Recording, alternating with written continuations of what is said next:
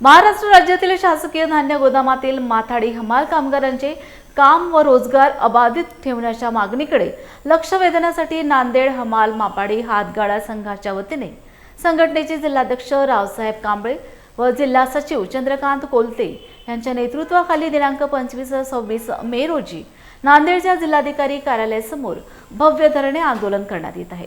आज धरणे आंदोलनाचा पहिला दिवस होता। आमच्या मागण्या मान्य नाही झाल्यास दिनांक 27 मे पासून शासकीय अन्नधान्य गोदामाचे राशन दुकानावरील काम बंद राहील असा इशारा नांदेड हमाल मापाडी संघटनेच्या वतीने देण्यात आला आहे।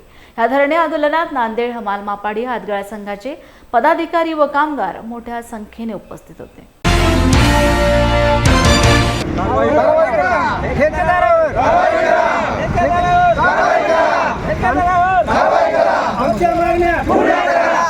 डॉक्टर बाबा साहेबांचा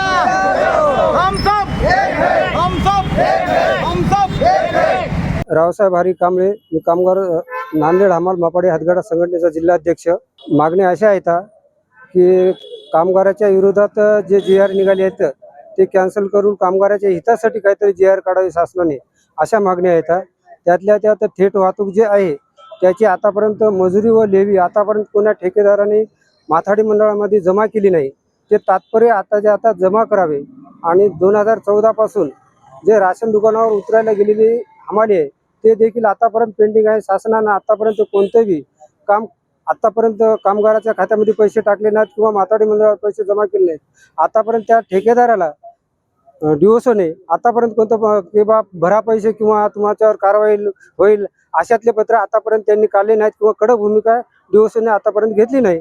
डिओसने याच्या पुढची कडक भूमिका घेऊन कामगाराच्या खात्यामध्ये हितासाठी जे काय पैसे त्यांचे होतील ते पैसे माथाडी मंडळात जमा करावं, माथाडी मंडळाच्या माध्यमातून कामगाराच्या खात्यावर जमा होतील एवढीच अपेक्षा करतो। मी शासकीय स्वस्त धान्य गोडाऊन हिमायतनगरचे मुक्कादम आहेत।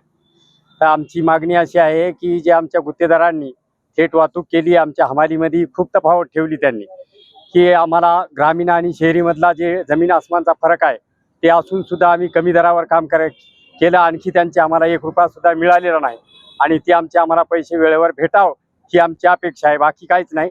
हे जर आमची मागणी जर नाही पूर्ण झाली तर आम्ही आणखी आंदोलन छेडणार। नांदेड जिल्ह्यातील सर्व शासकीय धान्य गोदामातील जी काय प्रक्रिया अगोदर शासनाने राबवलेली होती, पूर्ण धान्य जे शासकीय धान्य गोदाममध्ये उतरायचं आणि राशन दुकानला जे पाठवायचं धान्य होतं ते आता महाराष्ट्र शासनाने त्याच्यामध्ये बदल करून डायरेक्ट थेट वाहतूक करण्याचा जो निर्णय घेतलेला आहे आणि तो निर्णय आमच्या पूर्ण कामगारांवर, जिल्ह्यातील 200 ते 250 कामगारांवर उपासमारीची वेळ येणार आहे। ती मागणी आमची अशी आहे शासनाकडे की तो तात्काळ GR रद्द करून आमच्या पूर्ण कामगारांना योग्य ते निर्णय घ्यावा आणि कामगारांवर उपासमारीची वेळ येणार नाही याची देखील कामगारांची शासनाने दखल घ्यावी। आणि असं जर शासनानं उद्याचे आमचं धरणे आंदोलन पूर्ण कंटिन्यू राहणार आहे आणि त्या धरणे आंदोलनामध्ये जर शासनानं आमच्या जे मागण्या पूर्ण करीत नसतील तर परवाच्या दिवशी अर्थात 27 तारखेपासून आमचं पूर्ण जिल्ह्यामध्ये शासकीय अन्नधान्य गोदामचं राशन दुकानावरील काम पूर्णतः बंद राहील, याची शासनाने दखल घ्यावी।